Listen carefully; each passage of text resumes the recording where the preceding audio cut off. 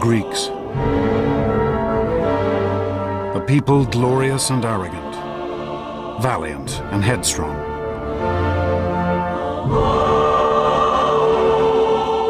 These were the men and women who laid the very foundations of Western civilization.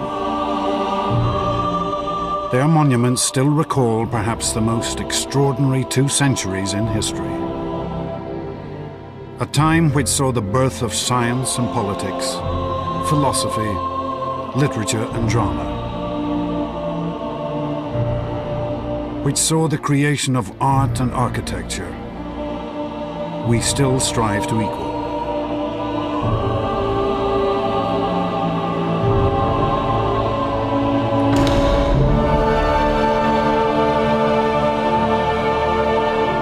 And the Greeks achieved all this against a backdrop of war and conflict. For they would vanquish armies, navies, empires many times their size, and build an empire of their own which stretched across the Mediterranean. For one brief moment, the mighty warships of the Greeks ruled the seas, their prosperity unequaled. These achievements which still shape our world, were made not by figures lost to time, but by men and women whose voices we can still hear, whose lives we can still follow. Men such as Themistocles, one of the world's greatest military generals. Pericles, a politician of vision and genius. And Socrates, the most famous philosopher in history.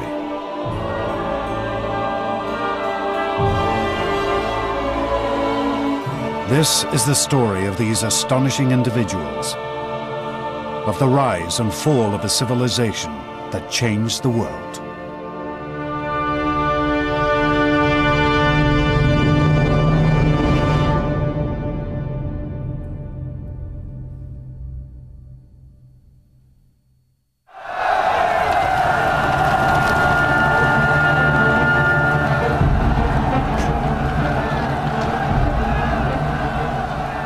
(508 BC), 5 centuries before the birth of Christ. In a town called Athens, a tiny city in mainland Greece, pandemonium ruled the streets. The ordinary people had turned on their rulers, demanding freedom from centuries of oppression.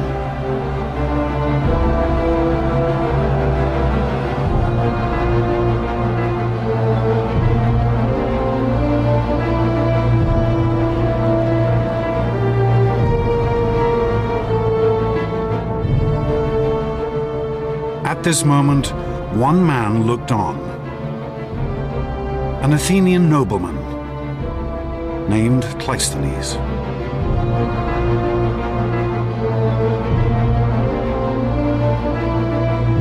Cleisthenes had been brought up from birth to be a ruler, to look down on these common people with contempt. But this one night would be a turning point. In his life, in the history of Greece, and in the history of civilization. In a flash of inspiration, Cleisthenes would see that these ordinary people should have freedom, a chance to shape their own destiny, to govern themselves.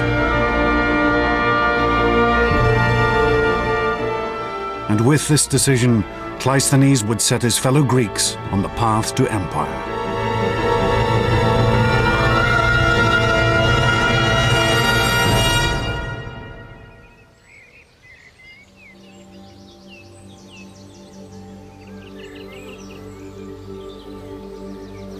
Historians estimate that Cleisthenes was born around 570 BC.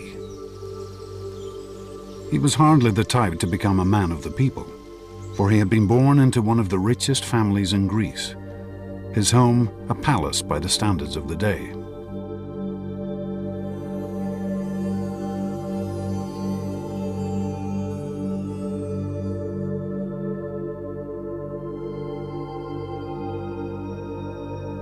Cleisthenes' family were called the Alcmaeonids.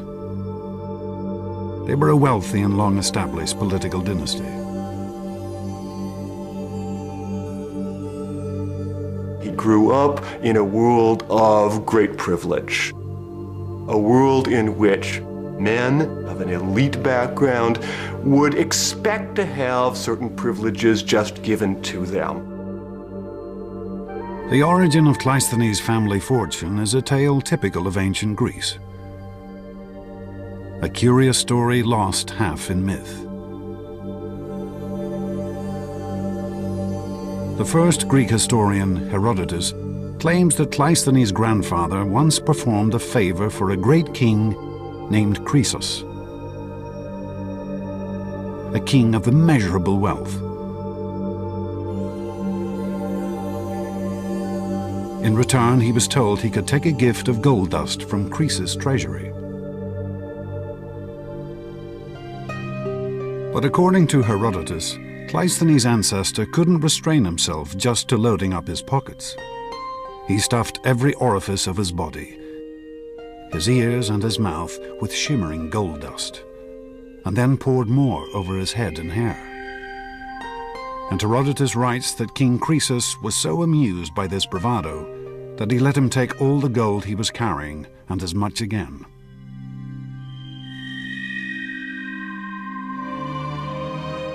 But whatever the source of Cleisthenes' family wealth, there is no doubt that they had used it effectively to gain power.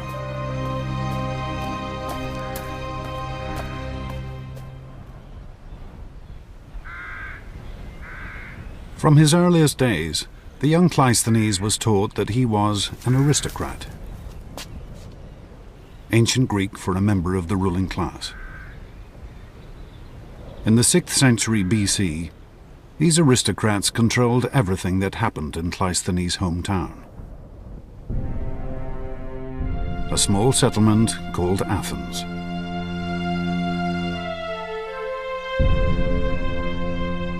Athens lay in the center of a Mediterranean peninsula which Cleisthenes knew as Hellas, and which we now call Greece.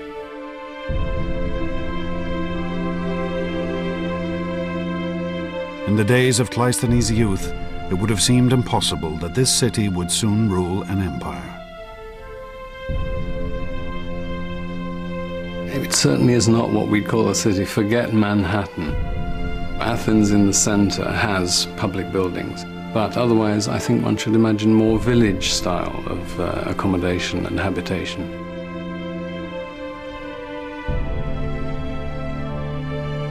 The town was built around the Acropolis, a steep-sided outcrop of bare rock, a stronghold from which the Athenians could fend off the attacks of their neighbors.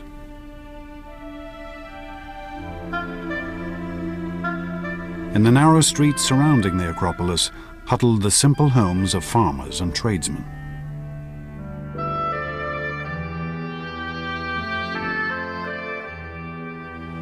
Most of the houses, perhaps mud brick. There was no sewage, there was no waste collection. We would find it very much like wandering through a third world village. You would certainly be able to smell Athens as you approached it. For men, life was passed working in the fields or in basic crafts. Women spent their days cloistered in the home, cooking, spinning, weaving. For these Athenians, reading and writing was a rare skill. There was nothing that we might call science or medicine. Life expectancy at birth was less than 15 years. I think the idea that ancient Greek life was nasty, brutish, and short would be entirely accurate. Certainly, life was extremely tough.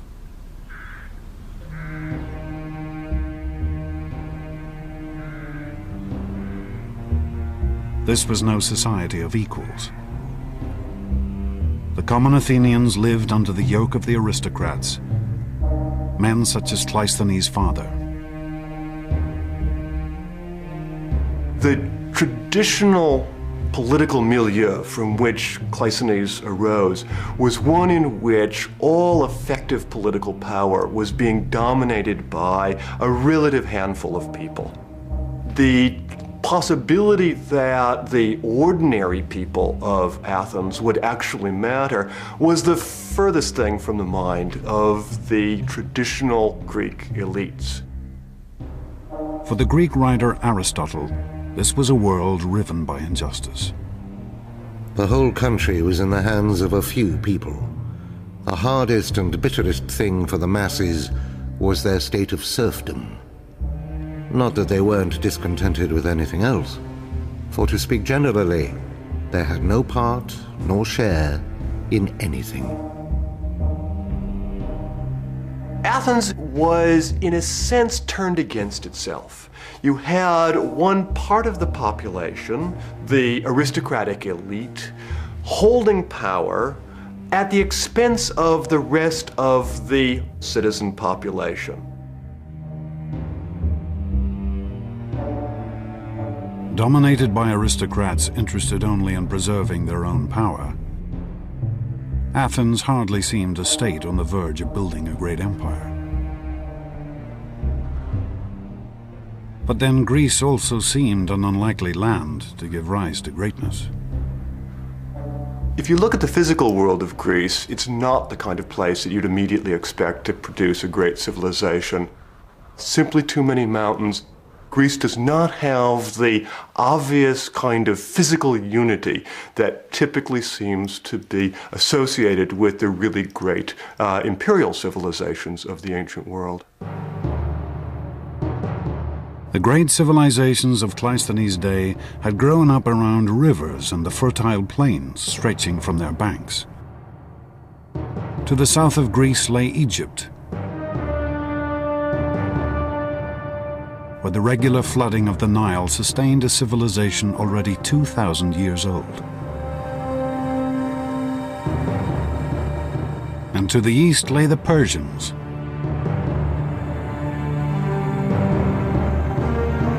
at the heart of their empire lay the Tigris and Euphrates rivers. This was the very birthplace of civilization, the home of the world's first cities.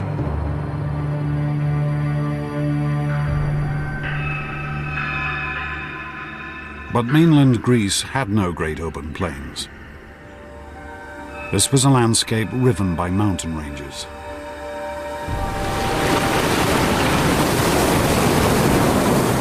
Off her coast lay countless tiny islands.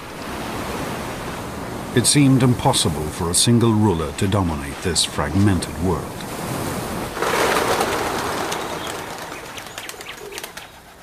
Instead, Greece was divided into countless tiny nations called city-states, each fiercely independent, each with its own culture and history. In Cleisthenes' time, there were over 1,000 of these city-states, jostling with each other for land and power. They never were politically unified, or at least in the classical period, never politically unified.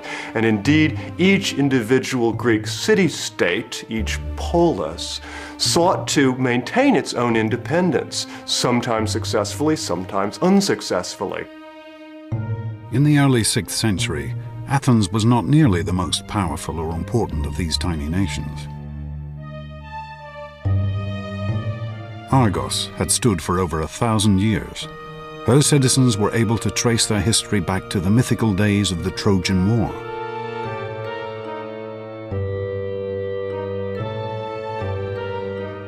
The Corinthians dominated Greek trade.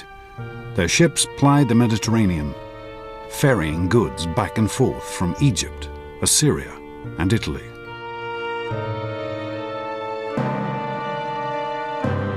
But there was one city-state which had military power, which appeared that it might come to dominate all of Cleisthenes' Greece.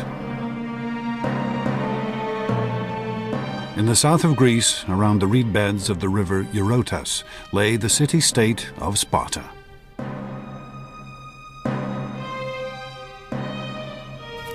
The Spartans were brought up from birth to be soldiers, raised in the field, separated from their families, their lives structured around discipline and war.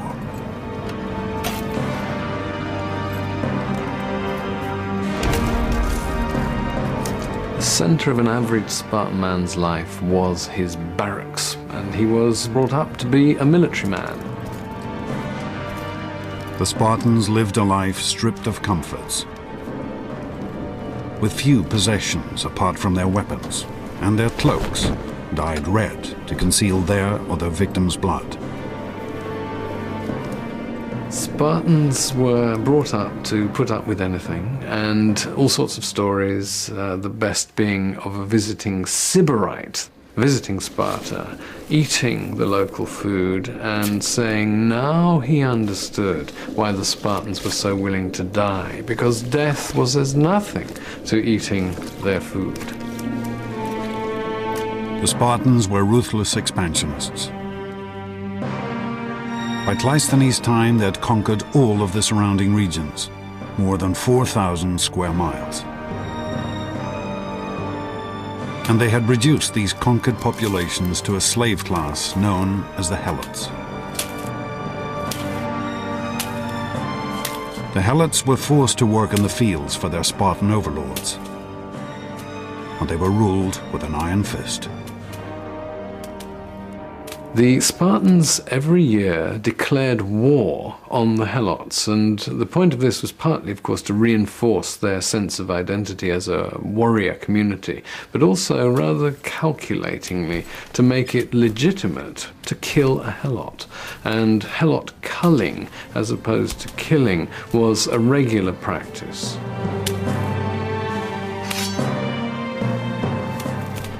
If there was any part of Cleisthenes' Greece that looked like it might build an empire, it was Sparta. For the rest of the Greeks, they were a threat, always on the horizon.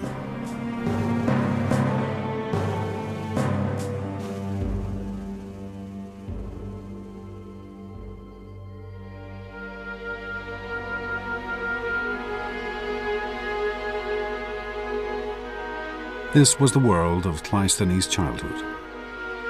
Brought up a member of a self-interested elite in a state that was only a third-rate power.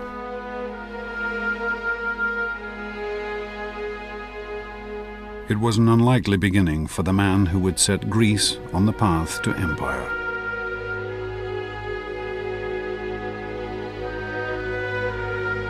But then Cleisthenes had always been a man fired by a dream.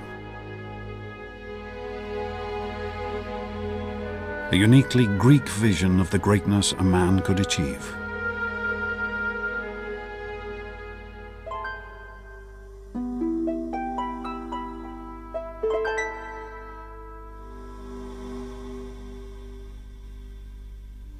If there was one thing that inspired Cleisthenes and his fellow Greeks, it was their stories, ancient tales and myths.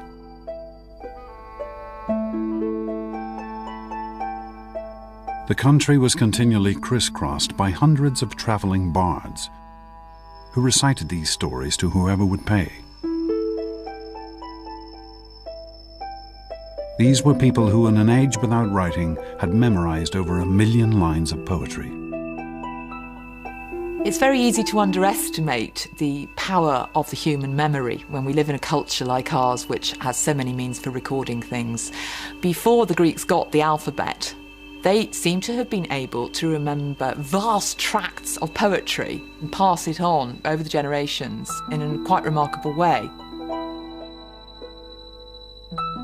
These traveling bards would have regularly visited the Athens of Cleisthenes' childhood, and their stories would have influenced and shaped him from his earliest days.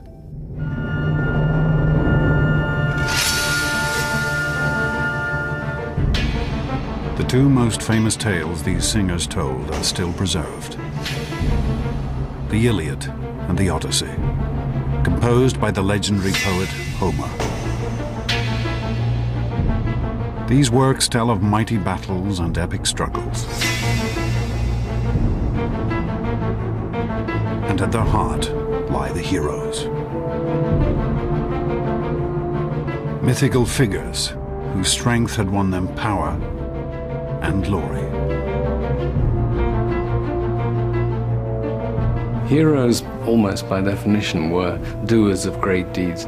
The more heads you knocked and the more young women that you deflowered, the greater your heroic status. Images of heroes are found all over Greek art. These warlike figures, valiant, beautiful, determined to seize victory at all costs, were the Greek ideal. The heroic ideal was absolutely central for the whole world of Greek culture.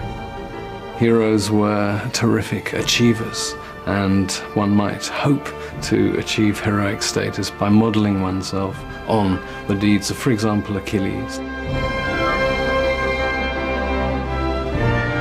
Achilles was the archetypal Greek hero. As a child, he had been offered the choice between a long, ordinary life or a brief burst of glory in the battlefield. Achilles' choice had been an early death and eternal fame.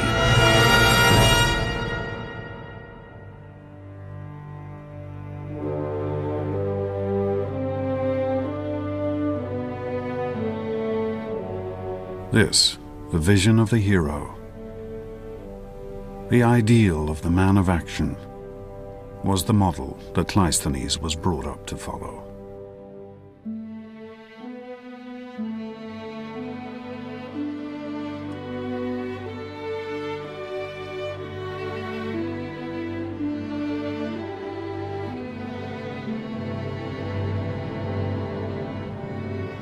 To pursue a life of greatness and glory, won through strength and valor.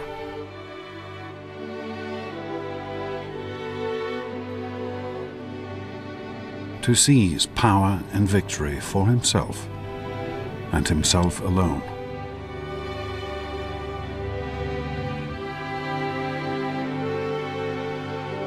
To become a real-life hero.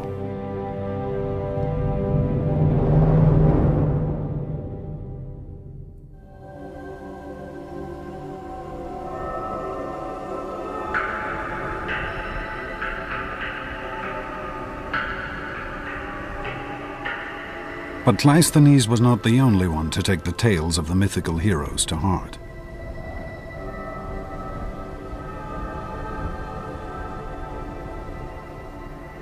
There's a big change in the middle of the 6th century when one man seizes control of the government as what the Greeks called a tyrant. The story of how this tyrant or sole ruler came to power has been preserved by the historian Herodotus. One day, a man of dignified and noble bearing rode into the city of Athens. Beside him stood a tall and beautiful woman. A woman he claimed was the patron goddess of Athens, Athena. This dashing figure demanded that he be given the rule of Athens, for like one of Homer's heroes, he had the protection of a goddess. Surprisingly, he was welcomed by the Athenians as their new ruler, despite the fact that the goddess was simply a particularly tall girl from a neighboring village. And the heroic figure was an ordinary man called Pisistratus, Cleisthenes' own brother-in-law.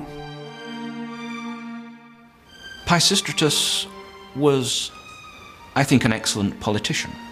He was a man, without doubt, with an eye for the main chance. But as he consolidated his rule, it became clear that Pisistratus had far greater ambitions than simply gaining power. Pisistratus was an extremely intelligent man. He clearly understood that if he was going to maintain control of Athens, if he was going to be able to consolidate his rule and pass it on to his sons, which is clearly his ambition, he would have to find allies. Pisistratus took an extraordinary step. He turned to the common Athenians for support, undermining the whole hierarchy of aristocrats and commoners that had endured for centuries.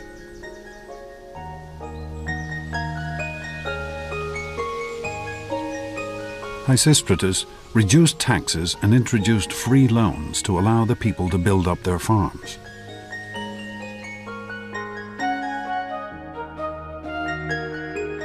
And by offering the Athenians the chance of prosperity, Pisistratus began to transform his city.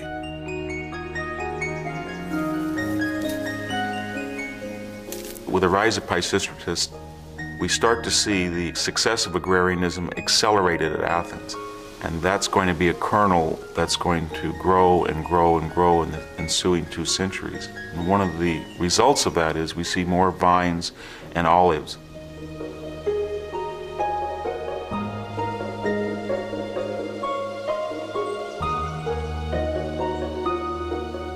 Olive trees manifest themselves in every aspect of Greek culture.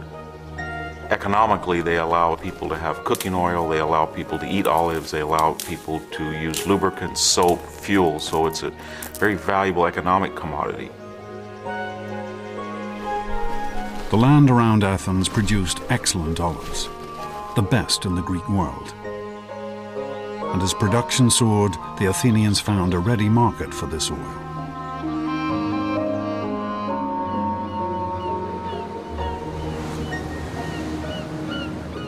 Not only in the other Greek states, but across the sea, in Egypt and Phoenicia, Persia and Assyria. For Athens was ideally situated to export to the entire eastern Mediterranean. Greece is in the middle of an extraordinary grouping of ancient civilizations. It's bounded on the east by the great Persian Empire, on the south by the age-old civilization of Egypt, on the west the Etruscans and the Romans. Greeks were scattered. Plato has a rather nice phrase, like ants or frogs round a pond. The eastern Mediterranean was the greatest marketplace of the ancient world. It seemed that everyone had something to sell. Grain from Scythia, salt fish from the Black Sea, wine from the great vineyards of the island of Chios, gold, silver, art and finery from Egypt. And everyone was willing to trade for Athenian olive oil. As goods flowed in and out of the Athenian harbor, the Athenians found their wealth and prosperity on the rise.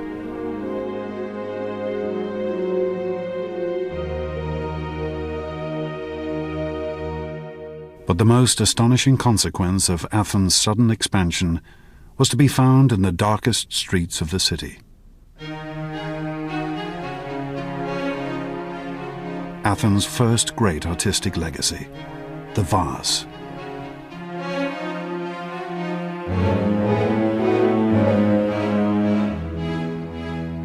And I think what's fascinating about the pottery is that in its own time, it wasn't a big deal artistically. What was inside the pots was almost invariably worth more than the pot itself. Here in the area known as the Keramikos, ancient Athens' red light district, could also be found the potters' workshops. These common artisans were amongst the lowest of the low in Athenian society.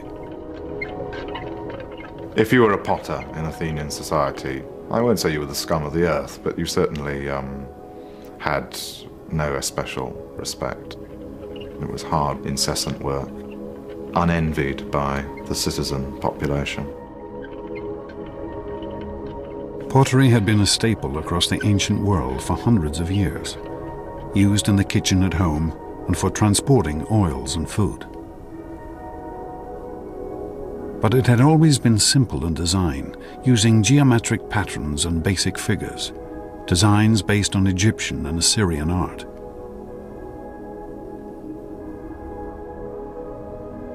But Athenian potters, as they decorated their work, began to develop a whole new style of painting. A freshness and a naturalism never before seen. A style still astonishing today. It's now become almost commonplace for a Greek vase on the modern antiquities market to fetch millions of dollars or pounds. And if the makers of those vases had any idea of what we were shelling out for them, their graves would spin with either resentment or just absolute hilarity. These Athenian potters seem to have been motivated not by the idea of producing great art for eternity, but of outdoing each other. On one particularly fine vase, we find the proud comment, "Euthymides, son of Polias, drew this." and then underneath, "And I'll bet Euphronius couldn't have managed it."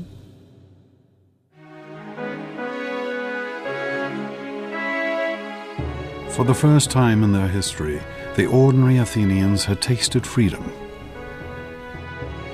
and they had shown their capacity for extraordinary achievement.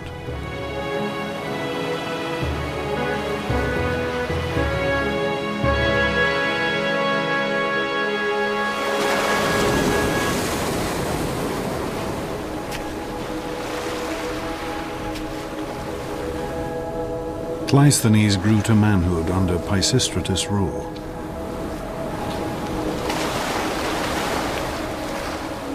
And he saw how Athens changed. His home had turned from a modest rural settlement into an international economic power.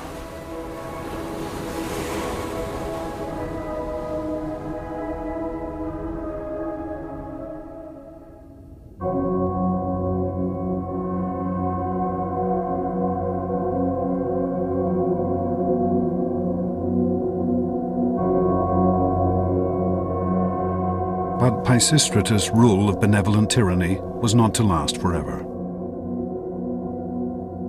In the year 527 BC, he died and was laid to rest here in the Athenian graveyard. His son Hippias took over. At first, Hippias followed in his father's footsteps, ruling Athens with a fair hand. But soon, the Athenians discovered the perilous nature of tyranny.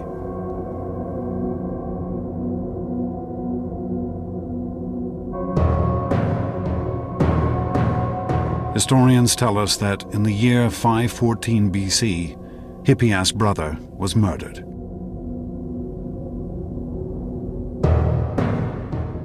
Aggrieved and bitter, the tyrant's behavior completely changed.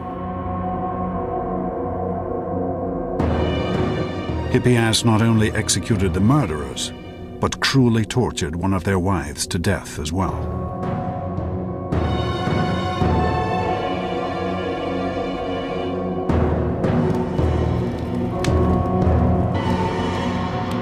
Aristotle described the ruler's slide towards madness. After this, the tyranny became much, much harsher, for Hippias ordered numerous executions and sentences of exile in revenge for his brother. And he became embittered and suspicious of everybody. The freedoms that the common Athenians had gained under Pisistratus were now stripped away.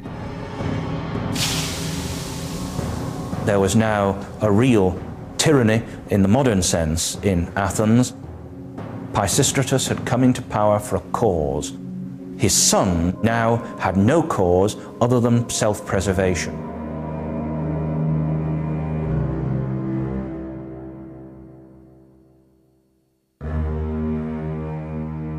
Life for Cleisthenes had now become increasingly dangerous.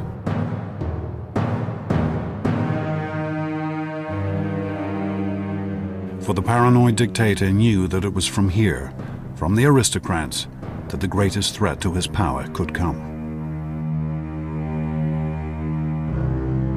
And Hippias' fears would be proved right. With the hardening of the attitude of the tyranny, the time now seemed to be ripe.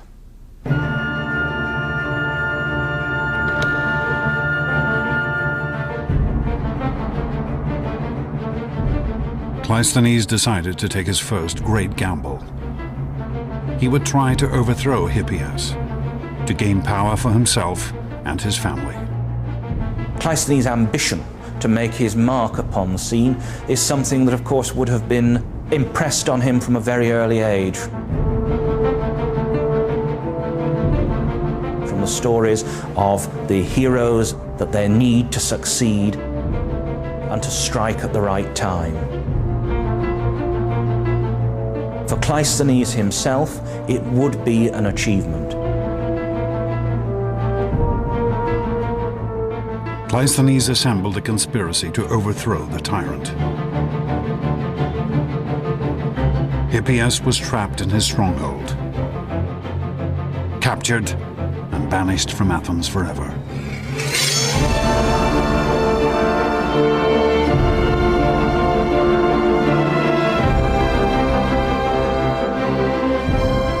The year was 510 BC, and Cleisthenes was now one of the most powerful figures in Athens.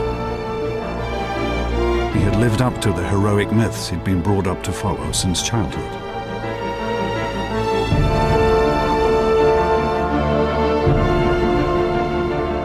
But Greek society was changing. The heroic urge that drove Cleisthenes was no longer reserved for the elite. It was now permeating every level of Greek society.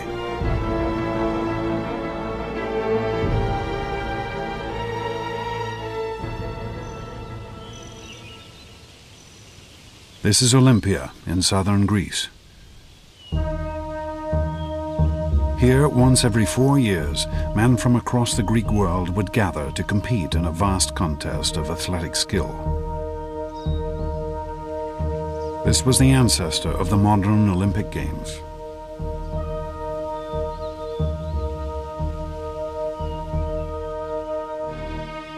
For the ancient travel writer Pausanias, the Olympics were the highlight of any visit to Greece. Many are the sights to be seen in Greece, and many are the wonders to be heard. But on nothing does heaven bestow more care than the Olympic Games. The Olympic Games were founded in 776 BC, 2 centuries before Cleisthenes had even been born. Then they had been an exclusive competition for the wealthiest of the Greeks. But by Cleisthenes' time, the Games had evolved to allow anyone to take part. A nobleman could now race against a potter, a king against a fishmonger. The Olympic Games were a chance for any Greeks to display the sort of heroic qualities that the heroes of Homer had displayed. The competitions had their roots in the skills required on the ancient battlefield. Chariot racing, running, wrestling, boxing.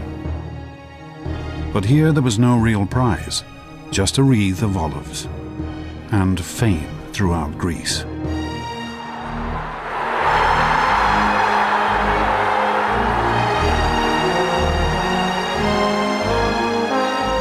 A competitor would be surrounded by the largest gathering of Greeks in peace that he would ever experience. Perhaps as many as 40,000 Greeks would gather for the Olympic Games.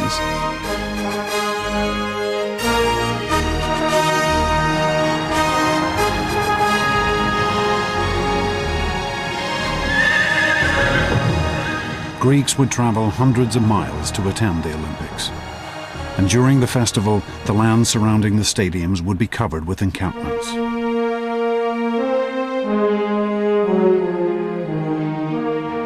But the games were very much a male experience. Women were prohibited from entering the competitions, or even the stadium.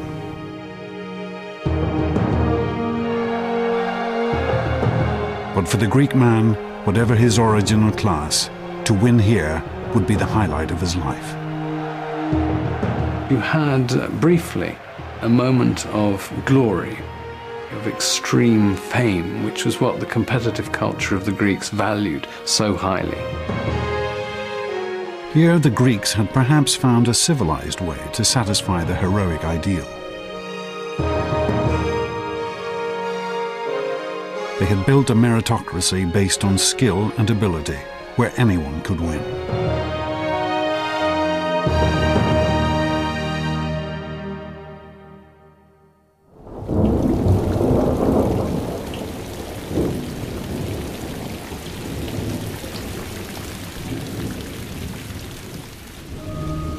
But a world where everyone could seize victory could only make Athens even more unstable.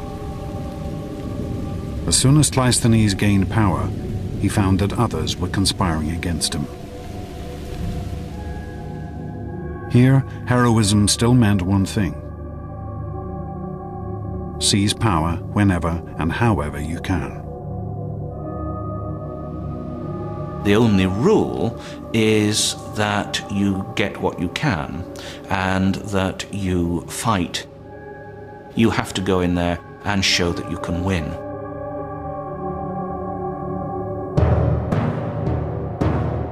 The most ambitious of those conspiring against Cleisthenes was a man named Isagoras. Isagoras was another Athenian aristocrat. He too had been brought up to believe that power was his right. But Isagoras also knew that he could not gain power on his own.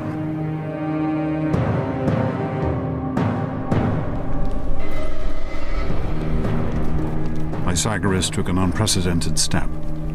He turned outside Athens for support. He sent a message to the Spartans, Greece's most feared warriors.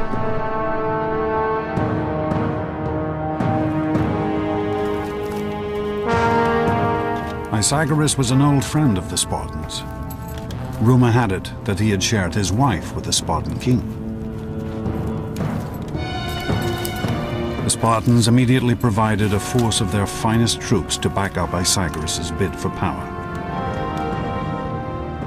to help him betray his city.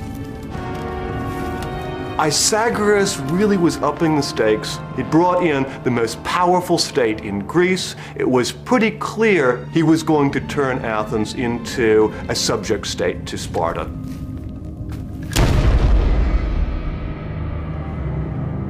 With his Spartan force, Isagoras staged a coup, seizing control of Athens. He and his troops would rule from the high point of the city, the stronghold atop the Acropolis.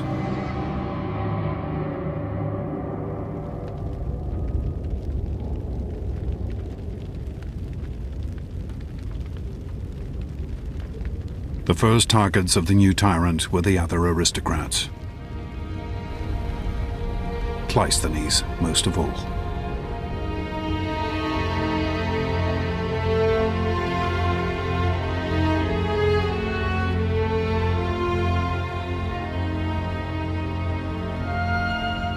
Over 700 households were cast out of Athens, including Cleisthenes and his entire family.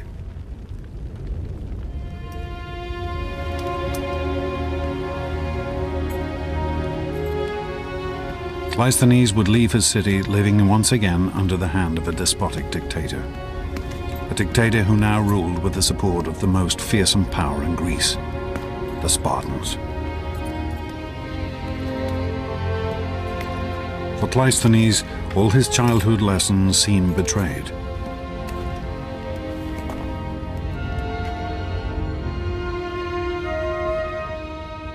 He had been brought up to be an aristocrat and a ruler.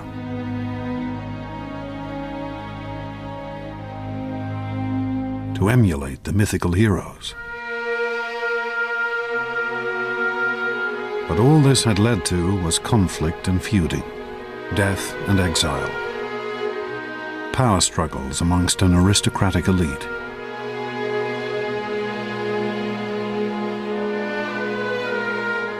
How could Athens ever escape from this pointless cycle of violence?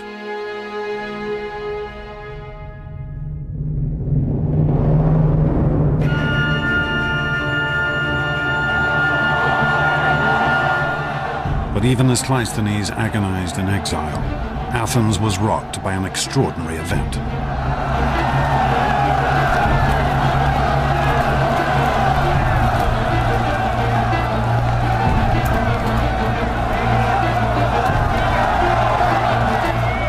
Like their mythical heroes, the ordinary people of Athens now took their destiny into their own hands.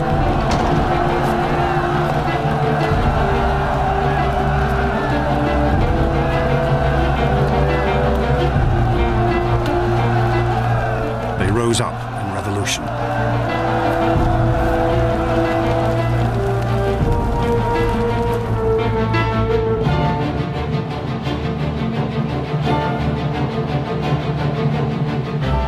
Pythagoras and his Spartan allies blockaded themselves atop the Acropolis, the high point of the city. But even there, they could not escape the fury of the common Athenians.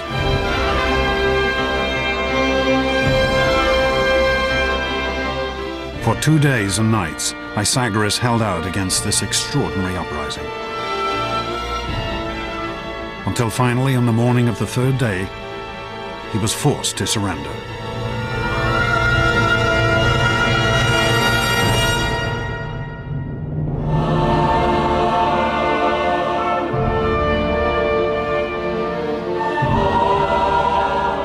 The year was 508 BC.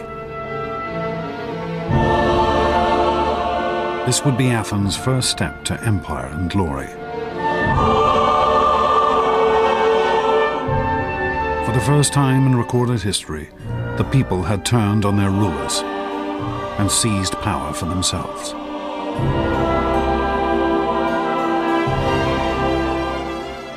Athens at this point is in control of the mob, the ordinary people who had risen up without organized leadership, and then the question is, what happens now?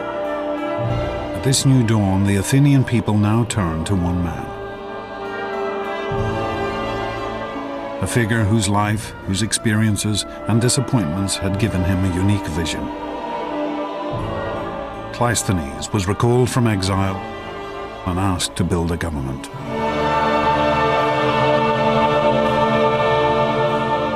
When Cleisthenes returned to Athens after the expulsion of the Spartans, he faced a really remarkable challenge.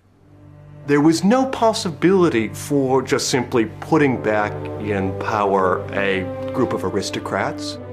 There was no possibility for him to declare himself tyrant.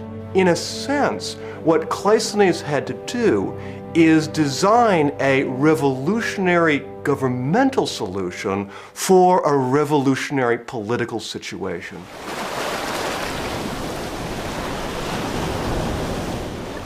For Cleisthenes, the problem was how to give his fellow Athenians the say in their future that he knew they must now have.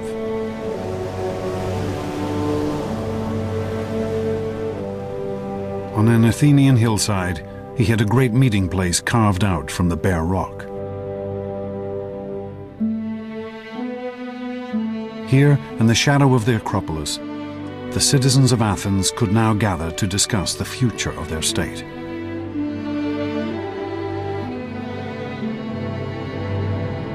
On these very steps, rich and poor alike could stand and address their fellow citizens.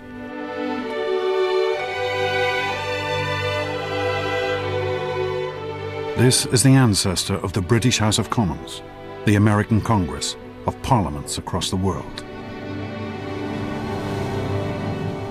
And where government had once been decided by the strength of a sword arm or the thrust of a sharpened spear, Cleisthenes instituted the simple vote. A white pebble for yes, a black pebble for no. And with this elegant and simple idea, Cleisthenes instituted the rule of the people. A system of government which we now know as democracy.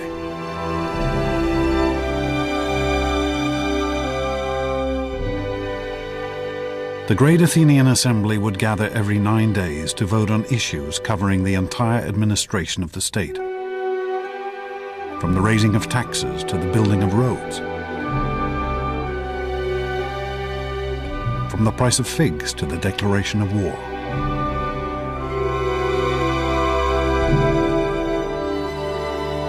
Athenian democracy is a very different sort of democracy from ours. One has a sense, as an Athenian citizen, that you really can make a difference. There is no us and them. There is no government separate from the ordinary Athenian citizen body. They are the government.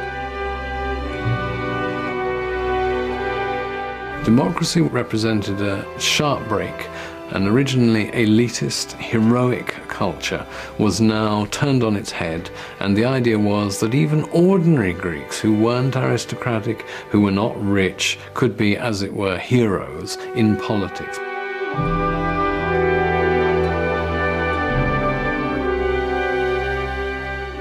It was a system of government that would transform this tiny state and would set off one of the greatest flowerings of civilization the world had ever seen.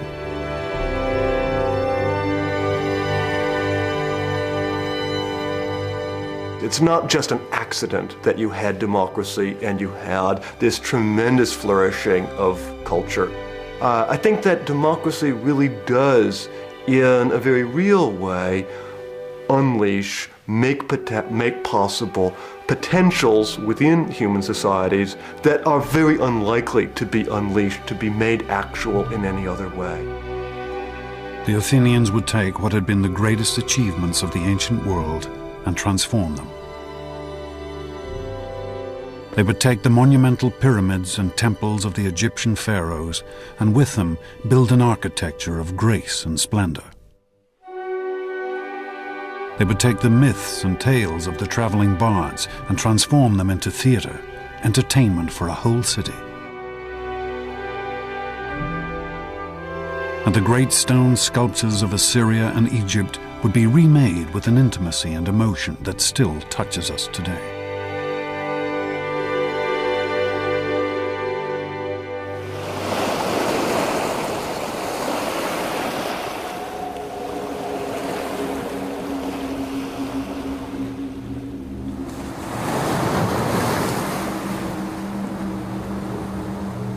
But just as Cleisthenes' democracy was gaining strength, a new threat was gathering in the east. The mighty Persian Empire. The Persians were the greatest power of the day. They ruled an empire that stretched from India to the Mediterranean. But as Athens had grown in power and confidence, the Persians realized that this tiny state on their eastern border might soon pose a threat.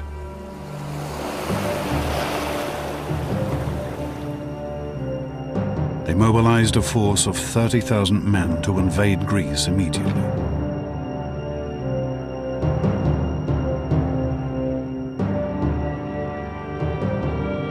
Cleisthenes' democracy, hardly born, was now to face its greatest test.